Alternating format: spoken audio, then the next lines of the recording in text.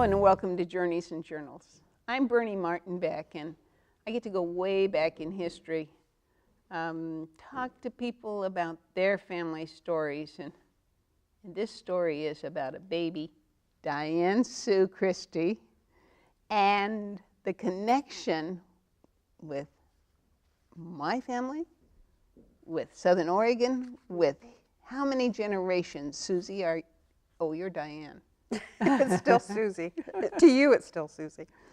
It first started with Johnson because he came back in the 1860s, and then Samuel, and then Floyd, and then my father, and then me. And your father is? Bob Christie. Bob Christie. And your mother is? Evelyn Hollowell. Where's Evelyn from?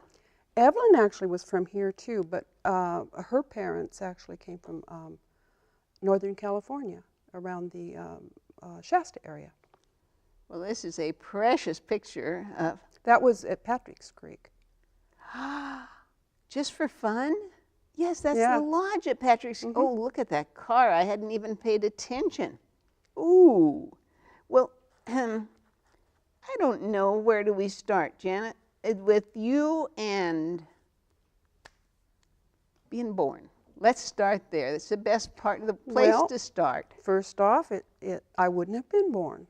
I wouldn't be sitting here right now if it weren't for your aunt. She was a nurse, and she worked for Dr. Mosier, and Dr. Mosier was my mother's doctor. And they thought that I was born dead. I wasn't. I had had too much ether because my mother had taken too much. And your aunt couldn't let me be tossed away. He'd put me in a pan and said, born dead.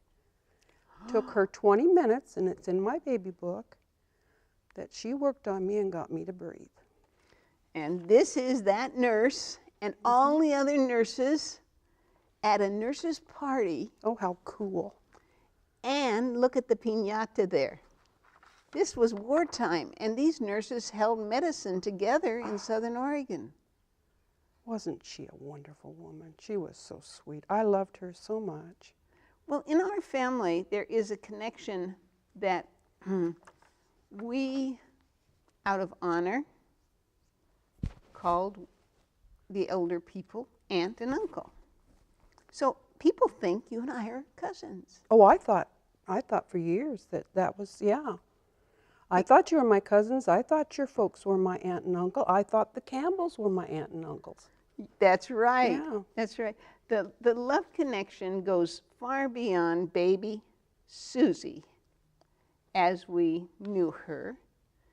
And Susie grew up actually in Grandma's house, didn't you? Mm-hmm. What's that about? Well, my folks were too young, actually, when they married. How old's that? They were, Dad had just turned 17, and Mom was 16 when they married. And she became young. pregnant with me when she was 17. And then the following month, she turned 18. But they were really too young. And she was not ready for a baby at all, because she became pregnant with me right away. She was carrying me. Well, when I was born, she was still young. They both wanted to party. They both wanted to have a good time. So I got left into Grandma's hands, Grandma and Grandpa's. I just saw a picture of Grandma and Grandpa in here. Yeah, it's up in the front. Yeah. Their names? Viola and Floyd Christie.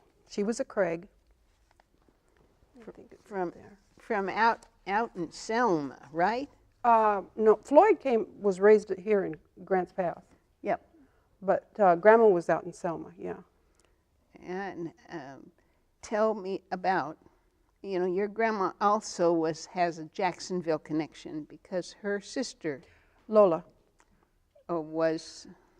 when her father was Charles Craig, Grandma's father, was he hadn't been brought up right, and he was kind of a mean man in a way.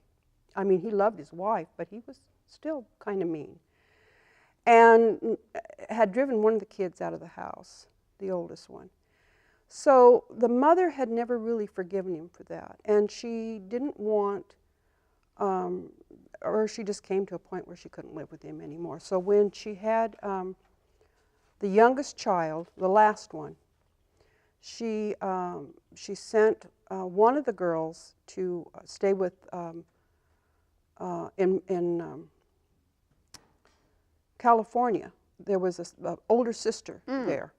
So she sent one of the girls down there, but she sent Grandma over to Lola's and Treves, because Treves was her husband, and she had 2 little boys. And so Grandma lived there while great-grandma. At Sterling Mine. Yeah, at Sterling Mine. Jacksonville, if you go up the hill, you'll get to the Sterling Mine Cemetery. It's still there. I've been there with Bill Young. It's awesome. I've never been there, and I probably have when I was young, because we used to go visit graveyards all the time. So I'm sure we probably did at one time, but I don't remember it. It took flowers. You know, it was the way it was. What's with this picture of an airplane? Do you have any idea? Yeah, Dad flew too. Besides racing cars, he flew airplanes and had 2 airplanes. He actually flew, I think it was the second one, or perhaps it was the first one, because he crashed the first one, so it might have been that one. Flew under the Grants Pass Bridge. Well, this was my fun story, and I heard it. He came in real late with his mom from, they'd been to see the brother, Roland, and it got dark, and there were no landing lights. And so he buzzed Main Street. People came out to see what was going on, of course, flipped on their lights. Oh, he was good at that, flipping his lights when he'd come down low. And so then he had a landing strip to land, because the airport was at the end of the mountain. I mean, it was just like, boing, you're at the airport. Besides flying, did you ever go flying? Oh, yeah. Oh, yeah, I flew with Dad.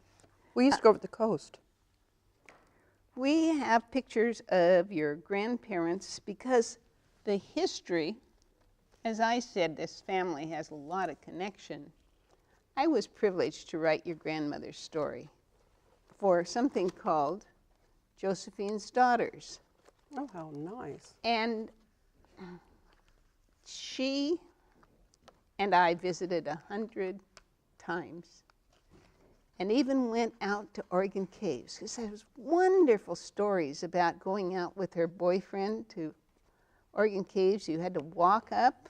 I don't know. It wouldn't have been Grandpa, so it must have been Lou. It was Lou. And the 4 of them took off, because back then the only road was from over at Williams. You couldn't, so from Cave Junction, where they lived, out in the valley, they had to just go up a trail. It was great fun. Well, this is the Grandma and Grandpa we're talking about. Yeah, that's the picture I have in there, yeah. Yeah. Okay, Jan. That was the day they married. And I was at their 25th anniversary, and I thought it was the fanciest thing I'd ever seen in my life. It was very nice, yeah, it was very nice. Does that bring us to this? Why this is sitting here? Well, that goes back.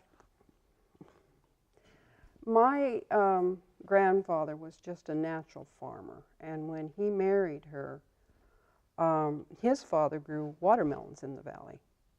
Didn't know that Grandpa Sam grew watermelons in the valley, yeah. And Grandpa was just a natural farmer, and the gentleman that had the yards at that time out there wanted to sell.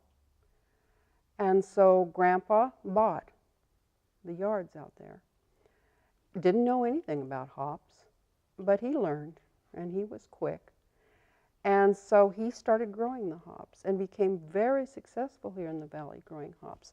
And when they first started doing it, they had the machines. These were the machines that they worked with, and these baskets got carried along, and the loose hops, anything that was loose or they could get in here, they put in there.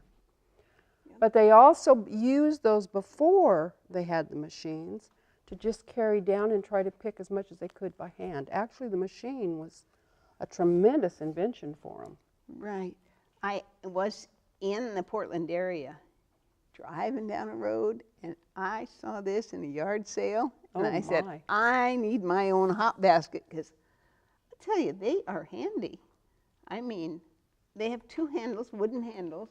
Yeah. And they just pick them up and tote them along. Do you ever pick hops yourself? Oh, yes. Oh, yes. I didn't pick them down in the field. If you remember when they had the big stationary machines, they had the belt where the hops ran down through, and you had to pick out all the leaves and stems and stuff. Oh, it was a lot of fun. I wanted a stereo one year, and my grandfather said, that's nice. I could use somebody else on the belt. So I had to work for my stereo. Good for Uncle Floyd.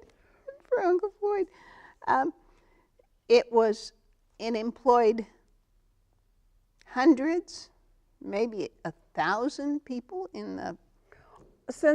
Starting with spring, because they would have to train the hops up the See, these are stickery wires. I mean, they're not wires, they're vine. The stem, vine, yeah. They would have to start to train that vine up the twine that they had brought down from the, because they had the poles, and then they had the wire, and then the twine, and they'd do that each year too. They'd bring that down and stake it. And then the roots were in the ground, and when they'd start to come up, they'd train those vines coming up, and then they would grow up that. Your cousin Vern said, Bernie, these are a little ripe. They don't even smell anymore. No. From early memories of growing up, this is out in the country. I don't know if you remember when the road was a dirt road, but it was a country lane, quite a ways out. 7 miles. Mm-hmm. And I don't remember the road, but I do remember the telephone. We had a party line. Yeah, I do remember that, because that used to fascinate me as a child. And then for a little while, Grandpa had picked up some walkie-talkies, old walkie-talkies, and he'd hooked up the houses, because we were all out there, the whole family. And between the houses, he'd hooked up these walkie-talkies. So you could go in and you'd ring this thing and pick it up, and it would be heard down at Virginia's or wherever you were ringing. Yeah, the funny thing about that is that the party line, they would know if someone was listening in. And I can just remember your grandma saying, now, Mrs.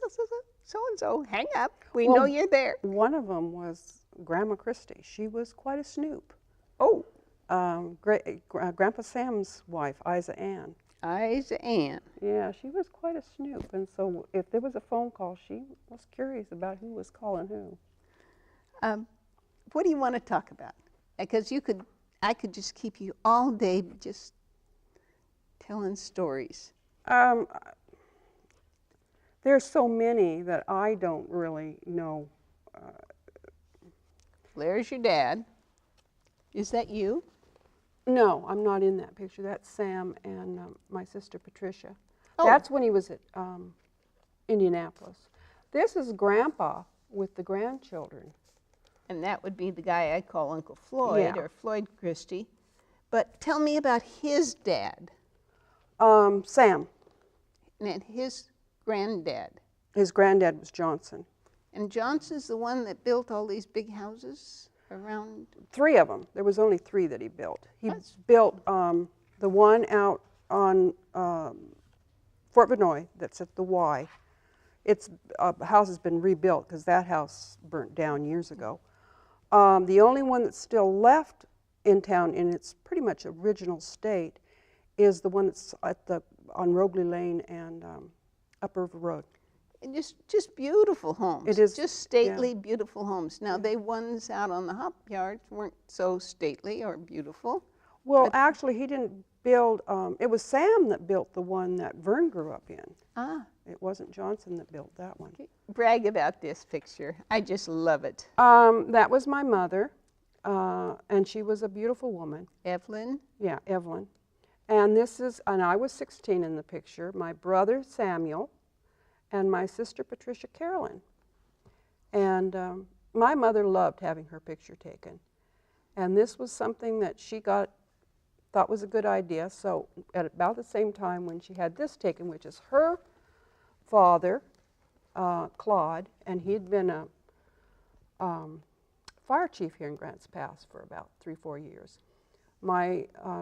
His wife, my grandmother, Lori Ann, and then mother, of course, and then there's Charles, my uncle, and my Aunt Elizabeth, and then Aunt Helen, and that was their family. You know, these family stories are so rich because you've got really, really way back pictures of these people who I've got 10 types and pictures that go back. I've got my mother and father when they were first married. I've got Grandpa and Grandma when they were first married. I've got Grandpa Sam and his wife when they were first married. I've got Johnson when he was first married. And I just recently acquired a picture of his father and his wife. How did you find that one? I found it on the internet. What about you and the internet? Well, I belong to Ancestry.com. I'm very into genealogy. It's like a puzzle. I find it fascinating. And I've been working on it ever since actually Grandpa died. I found some things in the old Bible, and it started me off. And this, I was looking one day at somebody else's lineage that's Christie, and they came down through a different line, and they had the picture of an Israel Christie and his wife Elizabeth Cook, who are my ancestors, and they had a picture of them. So I managed to acquire this picture. So now I have all those generations of pictures. Wow. Mm-hmm. You know, it's fun. Have you met people? Oh yes.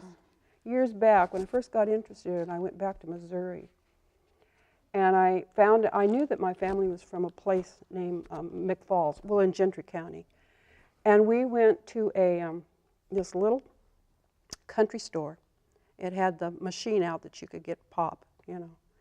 And I went in, and here are these old men sitting around a potbelly stove. And I said, "Is there any Christies in the neighborhood?" And one of them kicks back and he goes, "Well, that hill over there, now that did belong to a Sam Christie."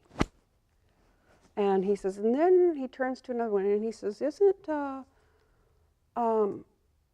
a Christie? Oh, and then the Dew woman, isn't she a Christie lineage?" And I'm going, "Is there somebody alive that I could talk to?" And they sent me to this Mrs. Dew. She was the daughter. Let me see if I can make this clear.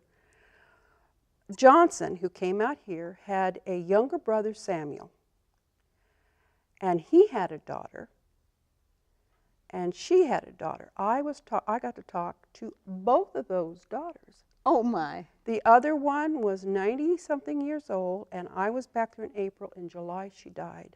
Oof. But in the meantime, she had known all my ancestors that to me are just beyond, because Israel Christie was her great-grandfather, just like I remember my great-grandfather. She remembered her great-grandfather. So she would sit and talk about all this, and it was just an absolute wonderful, wonderful thing. So yeah, I got to see original Bibles with original births, and ooh, yeah. This is that great big party I went to. Yeah. 25th anniversary. Oh, it was so fancy. And wasn't she pretty? She was. She was a beautiful woman in her old age. And she lived to be? She lived to be almost just a month shy of 95 years old. Yeah. But this is how I remember them. And they would let me stay at their house. Mm-hmm. If my folks went to a car dealer show or something like that, and treat me royally. Oh, just royally. my grandmother, I used to bring people home all the time. And sometimes during the 60s, some of them weren't grants past people exactly. And I would bring them in through the back door, and my grandmother would follow us in, and she'd look them up and down, and she'd go, well, they have nice hair. It looks clean. Of course, it was hanging almost to their waist, but Grandma never met anybody she didn't like. She was a very, and she loved children. And she ironed sheets, but she starched them first. Ooh. That was a little hard with pillowcases, but yeah, that was the way they were taught. Ooh. This is so old, we don't know that it'll show it all, but let's try it, Dennis. See if you can't restore it. That's the home place? Yep. That's the Johnson's house when he originally built it, and before the roads were built, the Fort Venoy roads, the upper and lower. No roads. And in fact, just below it, down here where you couldn't see, was the old fort. Yeah, because Fort Venoy was a place of Yeah, that's where they protection. forded the river. Folks, can you just imagine sitting on that porch on a summer evening? Just spinning yarns and... Now that was from Grandma Isa Ann's family. In fact, Isa Ann's the one that's standing behind. This is Abigail right here, that's sitting in the chair. Abigail Hall, or Benson. She was a Hall and then became a Benson. And then the one that's standing kind of behind her, oh, right here, is Isa Ann. Now that's... No, that's Lucy Martha, I guess. Isa Ann wasn't in the picture. It was Lucy Martha, Isa Ann's mother. Oh, we go way, way back. Go way, way back, yeah. Well, I'm so glad that Grandpa, or Uncle Floyd as I called him, suggested that if you wanted to have that radio, that you would work for it. Stereo. Stereo. Oh, that real modern stuff. Oh, yeah. Yeah. Well, I was up there. I think I was 17 or something. So, yeah, if I wanted it, I could have it, but I had to work for it. And that wasn't really work. If you watched the belt too long, it made you sick to your stomach, but if you kind of just blanked it out, it wasn't too bad. And they had a commissary there, and you got to eat all these wonderful things like chili burgers. And But did you learn to speak any Spanish? Because the braceros came to save the crops. Once again, years back, when I was 5 years old, out here at the golf course, the clubhouse, they were having a Mexican night and wanted me to sing. Well, it took your mommy and auntie to teach Susie to sing You Belong to My Heart in Spanish. But I learned it at 5 years old, Solamente la vez, and I sang that out there, the whole song. So yeah, again, your family ties. Yeah, our house was on the way from town out to the hop yards. Oh, I loved your house. That was a wonderful house. And my sister thought it was a terrible place, and she was so ashamed for us to live there because the ceiling sagged and the floors sagged, and they had a wonderful house. And you had the most wonderful parties. You'd come to the door, and you were given a string. No. And you had to follow that string to a surprise you would get. Now, it was their birthdays, but you were following a surprise for you. It was wonderful. We all loved it. Here you are, my dear. Yep. 53 years ago. We don't look bad for 53-year vintage. No, not too bad. Especially when I'm getting up there too. Well, you were there. Yeah, I was there. I was 16 years old, but I was there. And your dad, I have a snapshot of him, Stephen. The whole idea. I didn't know Dad was there. Well, who do you think that is? Well, that's my father. But I didn't think he'd come. I didn't even think he was in town at that time. The family, as I say, and I can't tell you folks enough about connections, because when you're not alone, it makes a lot of difference. you have a neighborhood support group, church support group, family, or Oh, I friends? think that's really, children should belong to everybody. Everybody should be concerned about children. I have a deep feeling about that also. And I'm sure I acquired it from my grandma. My sister has the same feeling. My sister's helped raise children after children in her own family, just like Grandma's done. Grandma, like I say, she loved the little ones. Well, she taught Sabbath school class when she was very, very young. Yeah, where do you think I learned all those songs? Well, we all did. Every time I hear them now, I'm singing along with them. Yeah, she just was that kind of a woman. And Grandpa, what could Grandpa? He was just a pussycat. Oh. He was just an absolute pussycat. Your grandparents had a unique relationship with the Schmidt's grocery store, yes. which I understand was pretty typical of early America. Yeah. When did they pay their bills? When they wanted to, I guess. Was it once a month? I had Once a year. Once a year? See, I didn't know that. All I know is that I just had the best time going in there because I got sat on the counter and handed a cookie out of the cookie bins. And I just was happy as could be. Did you get to pull down the string from the string ball? Oh, yeah, yeah. Well, Anna used to save paper dolls for me out of the Oregonian. And I'd come in and she'd go, Susie, it's time, you can go up there. I'd go up and find paper dolls. Because it really was a wonderful connection. But when crops came in, then everybody'd get paid off. And I always, it was just an incredible way to Everybody live. trusted him. He'd get loans on handshakes. Yeah. There was no signature. There was no. I just want to welcome you back with a handshake. Welcome back It's good to be home. back. Yeah, it's good to be back home. I'm Bernie Martin Beck, and I get to travel these history trails with favorite people from long ago. And if you'd like to be on, give us a call here at Better Life Television and tell us your story. We don't know a lot about those people that grew up in Nevada, Northern California, but if you'd like to share it, let me know. Thanks again, Diane. Oh, you're quite welcome, Bernie. I've loved it.